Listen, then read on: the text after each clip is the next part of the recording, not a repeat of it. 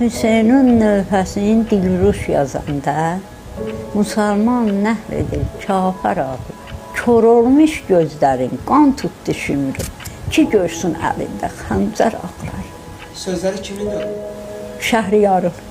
Müstəqillik dövründə həmişə Aşura günü xüsusi mərsiyələr oxunub və mənim yaddaşımda da bu mərsiyələr dərin iz buraxıb.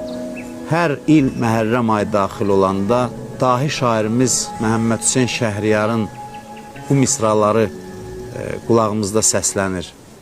Hüseynə yerlər ağlar, göylər ağlar, Bətul-u Murtəza, Peyğəmbər ağlar.